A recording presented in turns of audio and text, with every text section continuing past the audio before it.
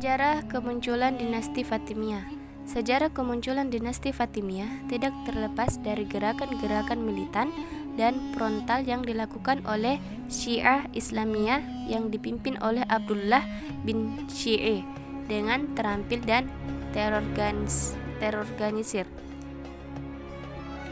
Pada tahun 909, gerakan tersebut berhasil mendirikan dinasti Fatimiyah di Tunisia atau Afrika Utara di bawah pimpinan Sa'id bin Sa'id ibnu al-Husain setelah mengalahkan dinasti Aghlabiyah di Jilmasa. Dinasti Fatimiyah merasakan 3 ibu kota, yaitu Rokoda, Al-Mahdiyah, dan Kairo di bawah 14 khalifah selama 262 tahun, yaitu sejak tahun 909 hingga 1171. Kejayaan itu dapat dilihat dalam bidang agama dengan toleransi yang tinggi, pendidikan dengan pembangunan universitas dan perpustakaan, kebudayaan dan peradaban dengan kota Kairo sebagai bukti, arsitektur dengan Masjid Al-Azhar, dan kesenian dengan produk tekstil, tenunan, keramik, dan penjilidan. Munduran dinasti Fatimiyah dimulai dari masa pemerintahan Al-Hakim 996 sampai 1021 yang membuat kebijakan kontroversial dalam bidang agama dan terus merosot pasca pemerintahan Al-Zahir 1001 sampai 1035 dan musnah pada masa Al-Adid 1160 Masehi sampai 1170 Masehi. Kemunduran itu karena faktor eksternal berupa ronrongan dari penguasa luar dan ronrongan internal, perilaku Al-Hakim yang kontroversi, khalifah yang masih belia, 3 suku bangsa yang bertikai, ajaran Syiah Islamiyah yang belum sepenuhnya diterima masyarakat, dan perbuatan antara Nuruddin Zinki dengan pasukan salib di Yerusalem terhadap Mesir. Selanjutnya, perkembangan dinasti Fatimiyah. Sumbangan dinasti Fatimiyah terhadap peradaban Islam sangat besar, baik dalam sistem pemerintahan maupun dalam bidang keilmuan.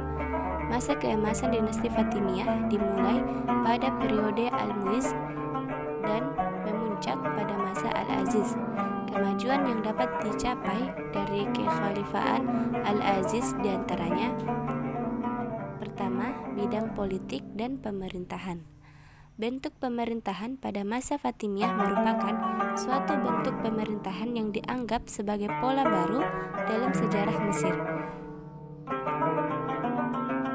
Pengangkatan dan pemecatan pejabat tinggi berada di bawah kekuasaan khalifah. Menteri-menteri dibagi dalam 2 kelompok, yaitu kelompok militer dan kelompok sipil, yang dibidangi oleh kelompok militer diantaranya urusan tentara perang, pengawal rumah tangga khalifah, dan semua permasalahan yang menyangkut keamanan dan yang termasuk kelompok sipil, diantaranya 1. Qadi yang berfungsi sebagai hakim dan direktur percetakan uang. Yang kedua, ketua dakwah yang memimpin Darul Hikmah. Yang ketiga, inspektur pasar yang membidangi bazar, jalan, dan pengawasan bangunan dan ukuran.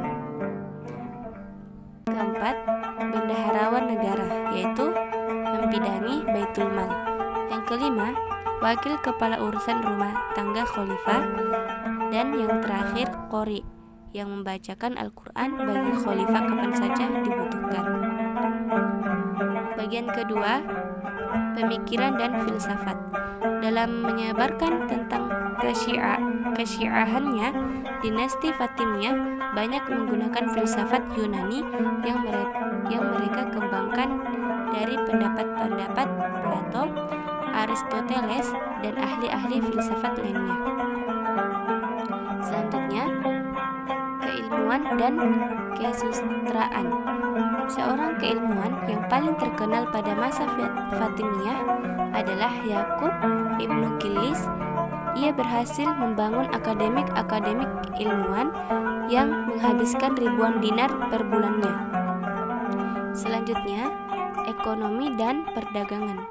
Pada masa Fatimiyah, Mesir mengalami kemakmuran ekonomi yang mengungguli Irak dan daerah-daerah lainnya. Bagian selanjutnya, kehancuran dinasti Fatimiyah. Kemunduran Khalifah Fatimiyah dengan cepat terjadi setelah berakhirnya masa pemerintahan Al-Aziz. Keruntuhan itu diawali dengan munculnya kebijakan untuk mengimpor tentara-tentara dari Turki dan Negros sebagaimana yang dilakukan dinasti Abbasiyah.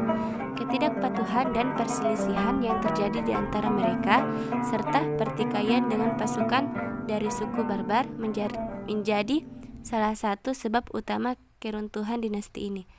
Beberapa pengarang menjelaskan tentang kemunduran dinasti Fatimiyah, antara lain yang pertama, perilaku Al-Hakim atau pengganti Al-Aziz yang kejam menjadi awal kemunduran dinasti Fatimiyah. Al-Hakim membunuh beberapa wazir, menghancurkan beberapa gereja, menghancurkan kuburan suci umat Kristen pada tahun 1009 Masehi. Selanjutnya, konflik internal dalam pemerintahan Fatimiyah muncul dikarenakan hampir semua khalifah setelah wafatnya Al-Aziz naik tahta ketika masih dalam usia sangat muda, bahkan kanak-kanak. Misalnya, Al-Hakim naik tahta pada usia 11 tahun, Al-Zahir berusia 16 tahun, Al-Mustansir naik tahta usia 11 tahun, Al-Amir usia 5 tahun, Al-Faiz usia 4 tahun, dan Al-Adid usia 9 tahun. Selanjutnya, keberadaan tiga bangsa besar yang sama-sama mempunyai pengaruh dan menjadi pendukung utama kekuasaan Fatimiyah, yaitu bangsa Arab, bangsa Barbar dari Afrika Utara, dan bangsa Turki. Selanjutnya, faktor eksternal juga ikut mempercepat kehancuran dinasti Fatimiyah, seperti ronrongan bangsa Normandia, Banu Saljuk dari Turki, dan Banu Hilal dan Banu Sulaiman dari Najd yang menguasai sedikit demi sedikit